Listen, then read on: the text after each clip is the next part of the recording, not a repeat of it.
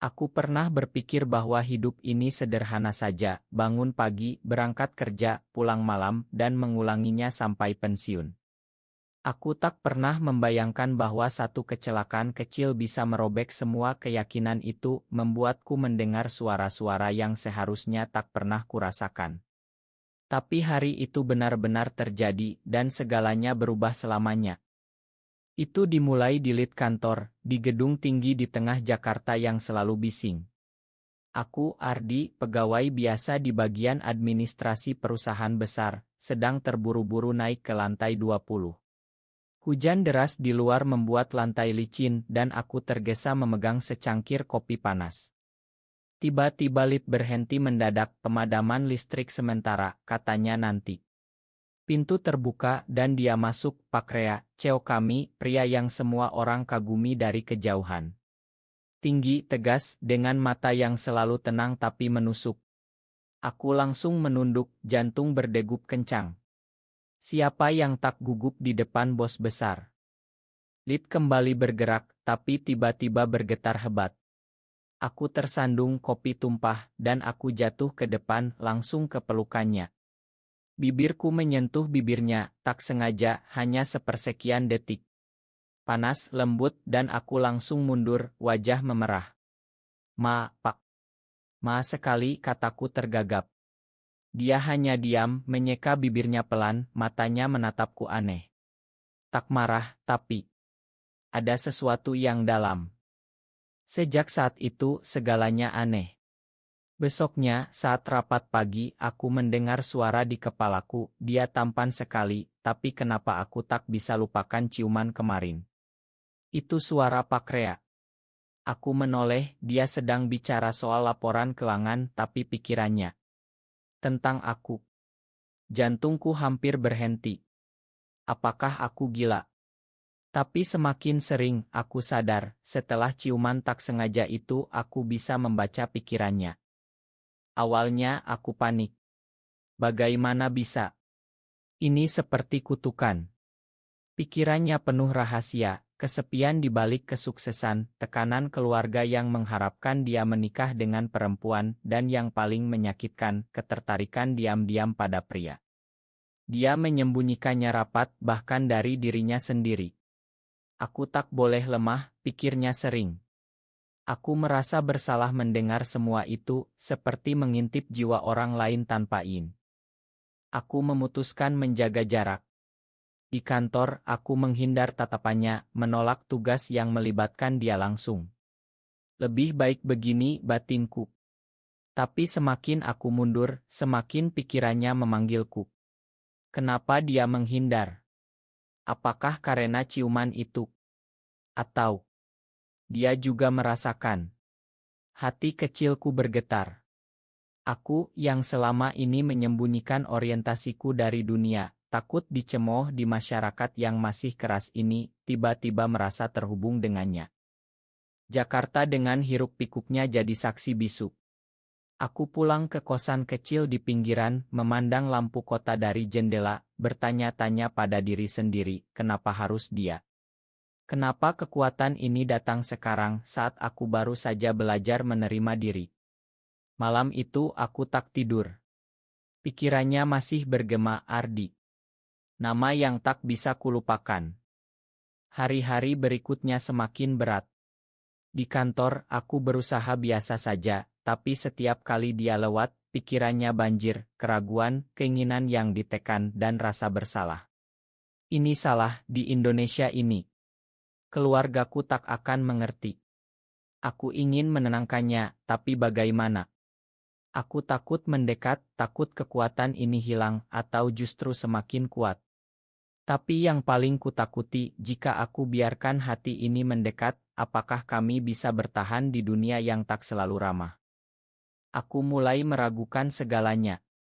Apakah ciuman itu benar-benar tak sengaja, atau takdir yang kejam? Dan kenapa, meski aku menjaga jarak, rasa ini semakin dalam, semakin menyakitkan. Semakin aku berusaha menjauh, semakin sulit. Pikiran Pak Rea seperti magnet menarikku tanpa ampun. Setiap pagi di kantor, aku mendengarnya, hari ini aku harus fokus, tak boleh memikirkan dia lagi. Tapi sia-sia. Aku tahu dia berjuang sama seperti aku. Di negeri ini, di mana norma agama dan adat begitu kuat, menyukai sesama jenis sering dianggap dosa, penyimpangan. Keluargaku di kampung pasti akan patah hati jika tahu. Tapi bagaimana menahan hati yang sudah terlanjur berbisik? Suatu hari ada proyek mendadak. Pak Rea memanggilku ke ruangannya. Ardi, kamu yang handle laporan ini. Aku percaya padamu. Suaranya datar, tapi pikirannya akhirnya bisa dekat lagi meski sebentar. Aku mengangguk, tangan gemetar. Saat kami bahu-membahu di depan komputer, jarak kami begitu dekat. Aroma parumnya, napasnya, semua membuatku gelisah. Jangan salah paham, batinku keras. Tapi pikirannya, dia begitu tulus, begitu lembut. Kenapa aku tak bisa berhenti? Malam itu, kami lembur sampai larut. Kantor sepi, hanya kami berdua. Hujan deras lagi di luar, seperti mengingatkan hari ciuman itu. Dia menyodorkan kopi. Kamu capek, ya, katanya pelan. Aku tersenyum tipis. Untuk pertama kali, kami bicara bukan soal kerja. Dia cerita tentang masa kecilnya di Bandung, tekanan ayahnya jadi pengusaha sukses. Aku selalu harus sempurna, katanya. Pikirannya, seandainya aku bisa cerita yang sebenarnya. Aku diam, tapi hati bergejolak. Aku ingin bilang bahwa aku mengerti, bahwa aku juga berjuang. Tapi kata-kata macet. Akhirnya, aku pulang lebih dulu. Di taksi, air mata jatuh. Kenapa harus serumit ini? Kekuatan membaca pikiran ini seperti pedang bermata dua, memberi tahu betapa dia juga menderita, tapi juga membuatku semakin jatuh. Keesokan harinya ada rumor di kantor. Seseorang melihat kami lembur berdua. Bisik-bisik mulai, Ardi dekat banget sama bos. Aku panik. Di masyarakat kita, gosip seperti ini bisa menghancurkan. Pak Rea panggil aku lagi. Abaikan saja, katanya tegas. Tapi pikirannya, aku takut kehilangan dia karena ini. Untuk pertama kali aku berani tatap matanya lama. Pak, aku. Aku juga takut. Saat itu ada getar di antara kami. Tak ada kata, tapi pikirannya banjir, dia mengerti. Akhirnya ada yang mengerti. Hati kami semakin dekat, meski aku masih berusaha menjaga jarak. Tapi bagaimana? Setiap hari, pikirannya memanggil nama aku, penuh kerinduan yang ditekan. Akhir pekan, dia kirim pesan, ada meeting di luar, ikut aku. Aku tahu itu alasan. Kami kekai di Kemang, bicara panjang. Dia cerita tentang perjodohan keluarga. Mereka ingin aku nikah, punya anak. Suaranya pahit. Pikirannya, tapi hatiku tak bisa bohong lagi. Aku diam, tapi dalam hati aku juga, Pak. Aku juga takut kehilangan segalanya. Malam itu pulang sendirian, aku bertanya pada cermin, apakah aku siap menghadapi badai ini. Cinta ini terasa begitu nyata, begitu dalam, tapi di Indonesia ini, apakah ada tempat untuk kami? Rasa bersalah menyelinap, aku membaca pikirannya tanpa izin, tapi justru itu yang membuatku jatuh lebih dalam. Dan dia, tanpa tahu, semakin membuka hati. Konflik semakin nyata. Aku mulai bermimpi tentangnya, tentang kami berdua bebas. Tapi bangun tidur, realita menampar, masyarakat, keluarga, agama. Ini salah, batinku kadang. Tapi hati bilang lain. Semakin aku menjaga jarak, semakin dekat kami di pikiran. Badai mulai datang. Gosip di kantor semakin liar. Seseorang anonim kirim email ke ada hubungan tak wajar antara Sta dan Cheo. Aku gemetar membacanya. Pak Rea panggil rapat darurat. Ini itnah, katanya tegas di depan semua. Tapi pikirannya, aku takut ini menghancurkan Ardi. Aku ingin lindungi dia, tapi bagaimana? Malam itu, dia telepon. Kita bicara. Kami ketemu di taman kecil dekat kantor, malam sunyi. Ardi, aku tahu ini sulit, katanya pelan. Matanya penuh rasa. Tapi aku tak bisa bohong lagi. Sejak ciuman itu, dia berhenti. Pikirannya, aku mencintainya. Kata itu menusuk hatiku. Aku menangis diam-diam, Pak, aku juga. Tapi kita tak bisa. Dia pegang tanganku pelan. Hangat. Kenapa tidak? Kita bisa rahasia. Tapi aku tarik tangan. Di sini, Pak. Keluarga, masyarakat. Aku takut. Pikirannya penuh luka, dia benar. Aku egois. Keesokan ada pengkhianatan. Ternyata email itu dari rekan kerjaku, Rian, yang iri karena aku naik jabatan. Dia akui di depan Her, tapi kerusakan sudah terjadi. Keluarga Pak Rea tahu dari berita internal. Ibunya telepon marah, kamu gila. Nikah saja dengan anak temanku. Pikirannya hancur, aku kehilangan segalanya. Aku semakin menjauh. Tak balas pesan, tak tatap dia di kantor. Tapi kekuatan ini menyiksa, setiap hari mendengar kerinduannya, kesedihannya. Ardi, kenapa kau pergi? Hati aku remuk. Aku ingin lari ke pelukannya, tapi takut. Suatu malam, hujan deras lagi. Aku di kosan, menangis. Tiba-tiba pintu diketuk. Dia. Basah kuyup. Ardi, aku tak tahan. Suaranya bergetar. Aku cinta padamu. Kata itu keluar. Aku diam, air mata jatuh. Pikirannya penuh harap, katakan kau juga. Kami peluk, diam-diam, tak ada ciuman, hanya pelukan penuh luka. Kita harus kuat, kataku. Tapi dalam hati, apakah cukup? Konflik memuncak. Ayahku dari kampung datang, dengar rumor. Kamu malu-maluin keluarga, katanya marah. Aku diam, tak berani cerita. Pak Rea juga ditekan keluarga. Pilih dia atau perusahaan. Pikirannya, aku tak bisa lepaskan dia. Aku putuskan pergi. Kirim surat resign. Lebih baik begini. Tapi saat aku packing, dia datang lagi. Jangan pergi. Matanya memohon. Kita hadapi bersama. Hati bergejolak. Batin menyiksa, cinta ini indah, tapi dunia di luar kejam. Di Indonesia ini, kami seperti burung terkurung. Tapi saat dia pegang wajahku, aku tahu hati kami sudah terlalu dekat untuk dipisah. Malam itu, kami bicara sampai subuh. Cerita masa lalu, mimpi, ketakutan.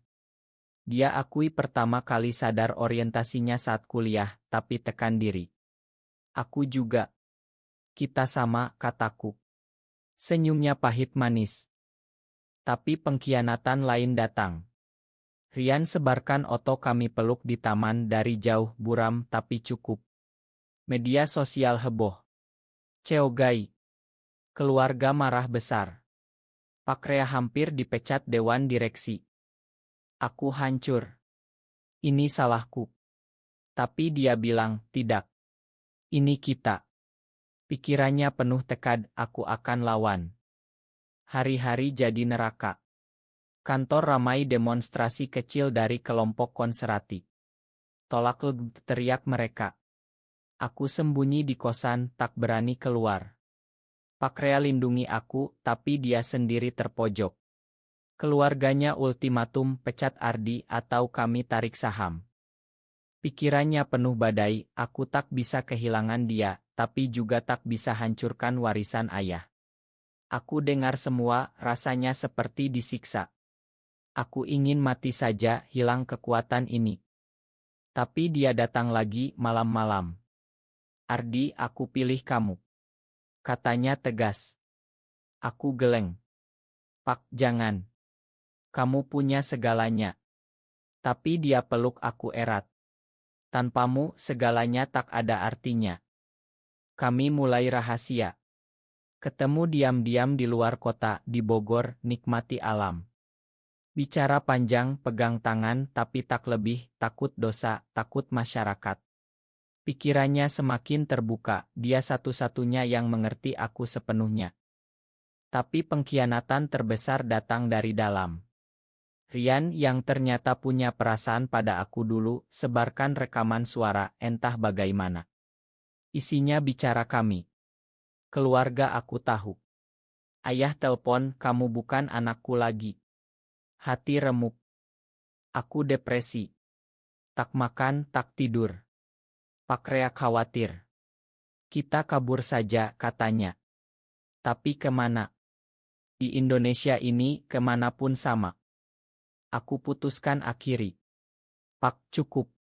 Aku pergi jauh. Air mata jatuh. Pikirannya hancur, jangan tinggalkan aku sendirian lagi. Malam terakhir, kami di hotel kecil. Hanya peluk, cerita. Aku cinta kamu, katanya. Aku balas, aku juga. Tapi pagi aku pergi. Tinggalkan surat, biarkan aku hilang, agar kamu selamat. Dia cari aku kemana-mana. Pikirannya yang kudengar dari jauh, penuh penyesalan, kerinduan tak terobati. Aku pindah ke Bali, kerja kecil. Coba lupakan. Tapi kekuatan ini tak hilang. Kadang masih dengar samar, Ardi. Makan aku. Hati semakin sakit. Apakah ini akhir? Cinta yang indah tapi terlarang. Hidup di Bali tak mudah. Aku coba mulai baru, tapi bayang Pak Rea mengikuti. Pikirannya semakin samar, tapi masih menusuk, dia di mana. Aku salah besar. Aku menyesal pergi, tapi takut kembali. Suatu hari, surat datang. Dari dia. Ardi, aku mundur dari Ceo. Keluarga marah, tapi aku bebas sekarang. Aku cari kamu. Jantung berhenti. Dia datang ke Bali. Benar. Dia temukan aku di kai kecil. Ardi. Suaranya bergetar. Aku menangis. Kami peluk di tengah hujan tropis. Dia cerita setelah aku pergi, dia lawan semua. Akui orientasinya ke keluarga walau sakit. Aku tak mau hidup bohong lagi. Perusahaan dijual sebagian, tapi dia punya cukup untuk hidup sederhana. Kami bicara panjang. Makan aku tak kuat dulu, kataku. Dia geleng. Kita sama-sama takut. Kami mulai lagi pelan. Tinggal bersama diam-diam, tak mewah, tapi bahagia. Jalan di pantai, pegang tangan saat sepi. Pikirannya penuh damai, akhirnya aku utuh. Tapi konflik tak hilang. Keluarga aku masih marah. Teman lama menjauh. Masyarakat kadang bisik. Tapi kami saling kuatkan. Suatu malam dia tanya, kekuatan membaca pikiranmu masih ada? Aku angguk. Tapi sekarang aku tak perlu lagi. Aku tahu hatimu. Kami tertawa. Cinta ini tumbuh dari luka, tapi semakin kuat. Tapi badai kembali. Mantan tunangan dia, perempuan dari perjodohan, datang hamil anak orang lain, tapi klaim anak dia. Fitnah besar. Media heboh lagi. Pikirannya kacau, ini bohong, tapi bagaimana buktikan? Aku percaya dia, tapi dunia ragu.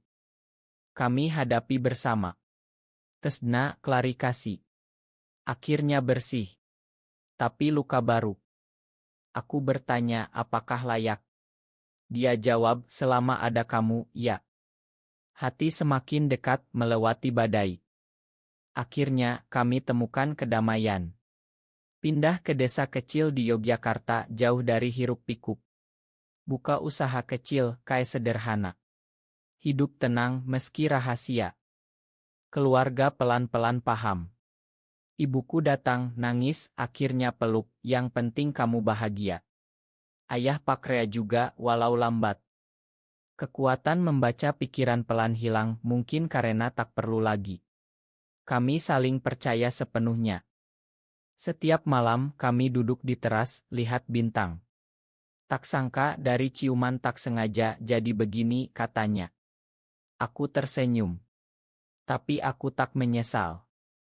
Cinta kami tak sempurna, penuh luka dari masyarakat yang masih belajar terima. Tapi kami buktikan, cinta sejati tak kenal batas. Di Indonesia ini, kami bagian dari perubahan pelan. Tak sorak-sorak, tapi diam-diam bahagia. Hati kami yang dulu menjaga jarak, kini menyatu selamanya. Personil, walau dunia kadang kejam. Dan aku tahu ini akhir yang indah, bukan dongeng tapi nyata.